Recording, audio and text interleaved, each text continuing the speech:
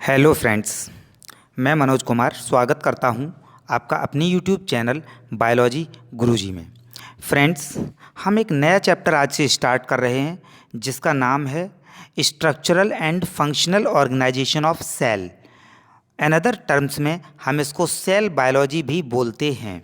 Okay, तो ये जो सेशन होने वाला है इसमें जीआरबी ऑब्जेक्टिव बॉटनी में इसके ऊपर अप्रॉक्सीमेट 1000 क्वेश्चंस का कलेक्शन है। मैं कोशिश कर रहा हूँ कि मैं ज़्यादा से ज़्यादा आपको क्वेश्चंस का रिवीजन करवा सकूँ, क्योंकि ये ऑनलाइन प्रैक्टिस सेट की तरह हैं।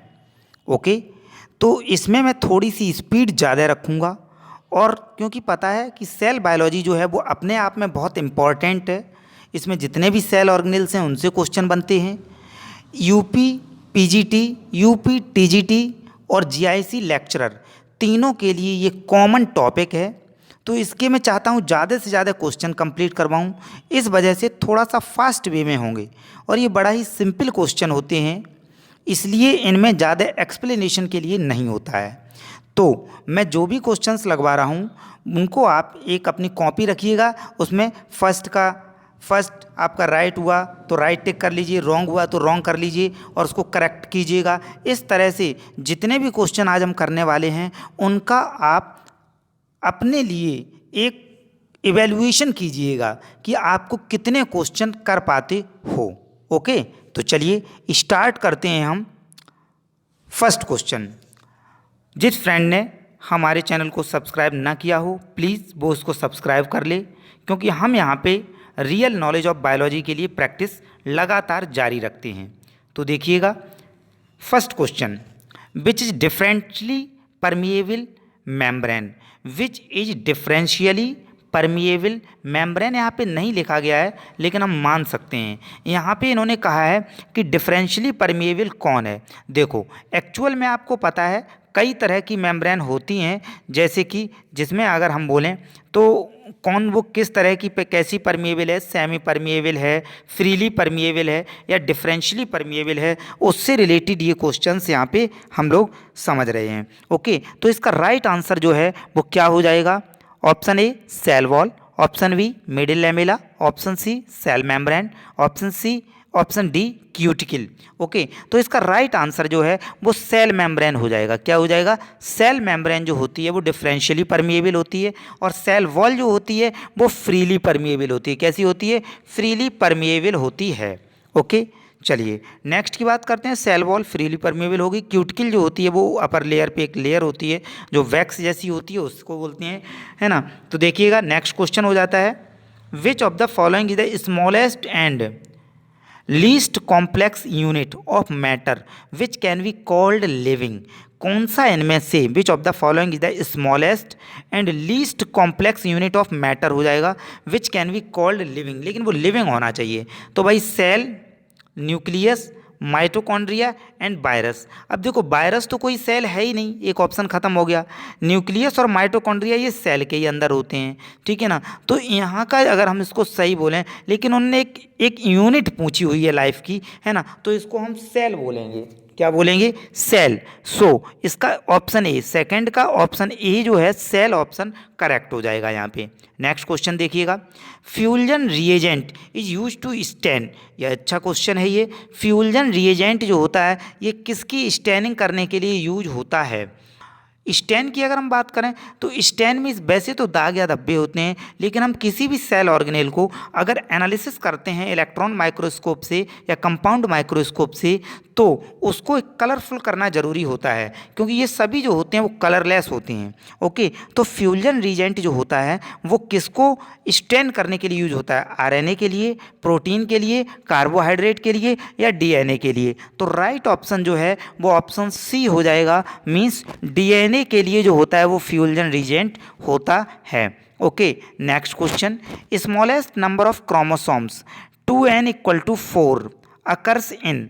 स्मॉलेस्ट नंबर या सबसे कम नंबर ऑफ क्रोमोसोम्स की बात करते हैं तो इसका राइट आंसर क्या हो जाएगा? देखिएगा ऑप्शन ए है ओफाइलो ओफियोग्लोसम। ओफियोग्लोसम एक फर्न है, उसका नाम है ये टेरिस हो जाता है, साल्विनिया हो जाता है, या हैप्लोपेपस हो जाता है। ओके, तो स्मॉलेस्ट नंबर पूछा गया है, सबसे कम पूछा गया है, इसलिए इसका राइट आंसर जो है वो हैप्लोपेपस ग्रेसिलस हो जाएगा। क्या हो जाएगा? हैप्लोपेपस ग्रेसिलस। ओफियोग्लोसम एक फर्न है, इसमें सबसे ज़्यादा पाए जाते हैं, और कितने पाए जाते हैं? 1262 पाए जाते हैं इसमें। ओके, तो ये हो जाएगा इसका राइट आंसर। नेक्स्ट क्वेश्चन देखिएगा, protoplasm is actually A. Protoplasm actually क्या होता है? सॉल्यूशन है, कंपाउंड है, मिक्सचर है, या कोलॉइड है? तो इसका राइट आंसर जो है प्रोटोप्लाज्म जो होता है एक्चुअली एक कोलॉइड होता है। मीन्स ऑप्शन डी जो है वो इसका करेक्ट हो जाएगा, ये कोलॉइड होता है। क्या होता है? कोलॉइड। ठीक है, आगे देखिएगा, when set chromosomes contain second satellite। set chromosomes मतलब satellite chromosome से यहाँ पे सेंस है, contain second satellite then they are called। तो उसको हम क्या बोलेंगे? इन्होंने कहा है कि अगर कोई एक सैटेलाइट क्रोमोसोम्स है उसमें जो है वो एक और सेकंड सैटेलाइट जुड़ा हो तो उसको क्या बोलेंगे? तो यस, डबल सैटेलाइट उसको बोलेंगे, ट्रावेंट सैटेलाइट बोलेंगे, टेंडीम सैटेलाइट बोलेंगे, या नन ऑफ दीज बोलेंगे? तो इसका राइट आंसर जो है वो टेंडीम सैटेलाइट हो जाएगा। क्या हो जाएगा? टेंडीम सैटेलाइट। एक्चुअली टेंडीम वर्ड का मीनिंग भी होता है रिपीटिशन या फिर दोहराना किसी चीज़ का। Okay, now next question is in which of the following, in which of the following DNA is concentrated. In which of the following, इनमें से कौन जो होता है जिसका डीएनए कंसंट्रेटेड होता है? Cell wall, nucleolus, chromosomes and plasma membrane. In which of the following, इनमें से कौन है जिसका डीएनए कंसंट्रेटेड होता है? ओके, जिसमें डीएनए कंसंट्रेटेड होता है, जिसका डीएनए नहीं, जिसमें जिसके अंदर डीएनए कंसंट्रेटेड होता है उसकी बात की गई है। तो यहाँ पे option A cell wall, option B nucleolus, option C chromosomes and option D plasma membrane. तो इसका राइट आंसर जो है वो ऑप्शन सी वाला हो जाता है, मीन्स क्रोमोसोम्स, क्योंकि डीएनए प्लस हिस्टोन प्रोटीन मिलकर के ही सोलेनॉइड बनता है और सोलेनॉइड मिलकर के ही क्रोमोसोम्स बनते हैं। Okay, now next question is the absorption of dead cells is brought about by. जो एब्जॉर्प्शन होता है डेड सेल्स का वो किसके थ्रू होता है? एंडोप्लाज्मिक रेटिकुलम के थ्रू, लाइसोसोम्स के थ्रू, वैक्यूल के थ्रू, या गोल्गी एपरेटस के थ्रू? तो एब्जॉर्प्शन ऑफ डेड सेल्स का जो एब्जॉर्प्शन होता है इज ब्राउट अबाउट बाई, वो किसके थ्रू होता है? तो यहाँ पे आप समझ ही गए होंगे, जो सुसाइडल वैग ऑफ द सेल जिसको हम लोग बोलते हैं क्या होता है? वो लाइसोसोम्स होता है ना। बहुत ही सिंपल क्वेश्चन होते हैं इस टॉपिक से, लेकिन ये बहुत ही इंपॉर्टेंट होते हैं, आते ही आते हैं। Okay, now next question is which one of the following cell organelle remain enveloped by a single unit membrane. इन्होंने कहा है कि इनमें से कौन सा ऐसा सेल ऑर्गेनेल है जो सिंगल यूनिट मेम्ब्रेन के थ्रू है ना कवर्ड है या फिर बना हुआ है? ओके, तो इसका राइट आंसर जो है वो हो जाएगा लाइसोसोम। क्या हो जाएगा? लाइसोसोम इसका राइट आंसर हो जाएगा। माइटोकॉन्ड्रिया डबल मेम्ब्रेन से बना है, प्लास्टिड भी डबल से बना हुआ है, राइबोसोम से होता है, इसके ऊपर मेम्ब्रेन सही से नहीं होती है, जबकि लाइसोसोम जो होता है ये सिंगल यूनिट मेम्ब्रेन से बना हुआ है। ओके, नाउ नेक्स्ट क्वेश्चन की अगर हम बात करें तो प्रोटोप्लाज्म अंडरगोज कोएगुलेशन। प्रोटोप्लाज्म जो होता है ये अंडरगोज होता है coagulation, so which result in a total stoppage of all physiological activities eight. Protoplasm undergoes होता है coagulation, protoplasm undergoes coagulation which result in the total stoppage of physiological activities eight.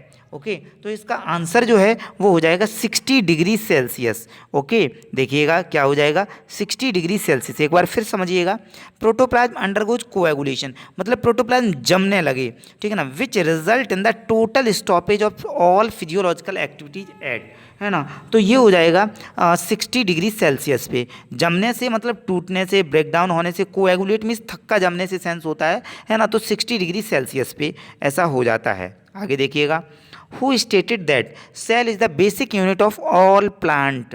Okay, तो यहाँ पे देखिएगा आपको याद आ गया होगा, है ना, जो सेल थ्योरी थी उसका कॉन्सेप्ट यहाँ पे दिया गया है। तो स्लीडन जो थे ये भी जर्मनी के थे, ये एक बॉटनिस्ट थे, तो इन्होंने प्लांट्स का कॉन्सेप्ट बताया हुआ था, इसलिए स्वानसन, श्वानन, बिरचो एंड स्लीडन। तो इसका राइट आंसर जो है वो स्लीडन हो जाएगा। Okay, now next question is thickness of plasma membrane is, plasma membrane की थिकनेस कितनी होती है? तो 7.5 होती है। थिकनेस ऑफ प्लाज्मा मेम्ब्रेन कितनी होती है? तो ये थिकनेस जो होती है वो 7.5 होती है, 7.5 नैनोमीटर बोलते हैं। Okay, now next question is that which one of these gives mechanical support to cell, इनमें से कौन से जो होता है जो मैकेनिकल सपोर्ट देता है सेल को? ओके, तो option A cilia, option B lysosomes, option C endoplasmic reticulums and option D Golgi bodies. तो यस, सो ऑप्शन सी इसका एक राइट आंसर हो जाता है,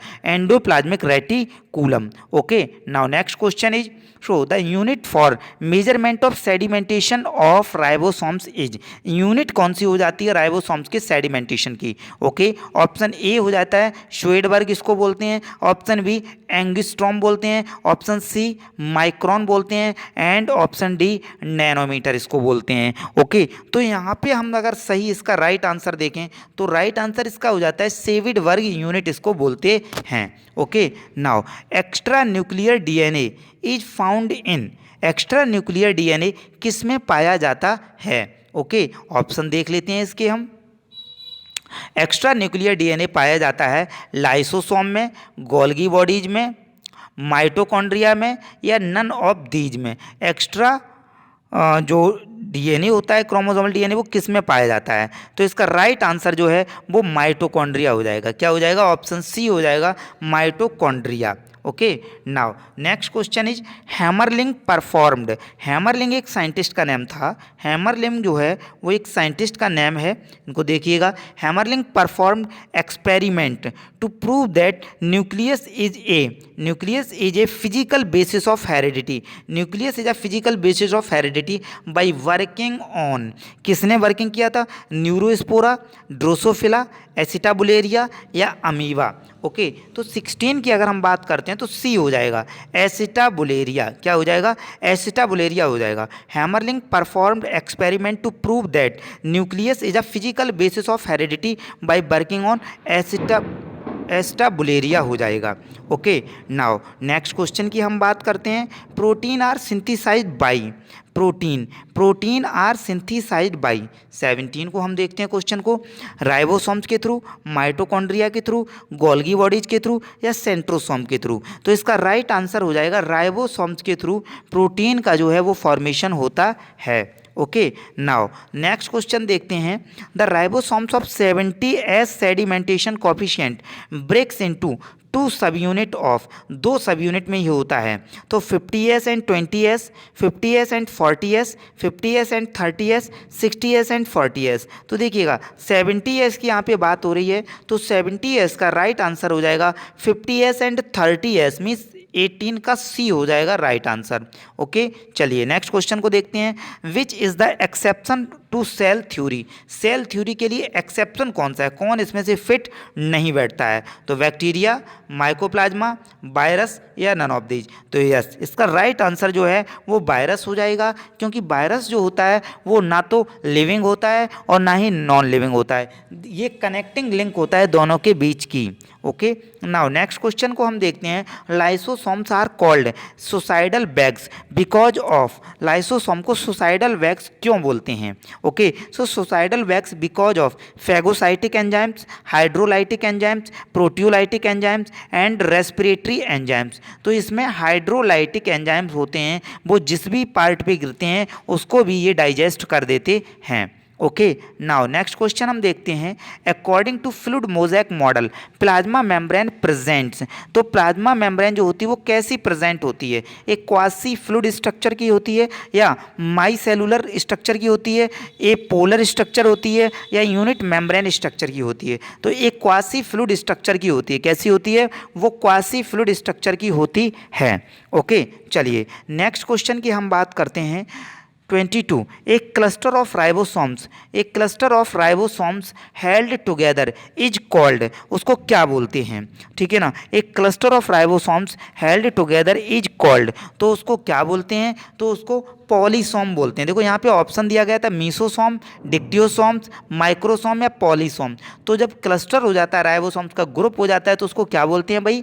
पॉलीसोम्स बोलते हैं। आई होप आपने अपना टिक कर ही लिया होगा, है ना। तो बिल्कुल आप, बहुत ही सिंपल क्वेश्चन है, आप अपना एवेल्यूएशन जरूर कर सकते हैं। ये एक प्रैक्टिस सेट है जिससे आपको पता चले कि आप कितने इसमें से आ रहे थे। ओके, देखिएगा।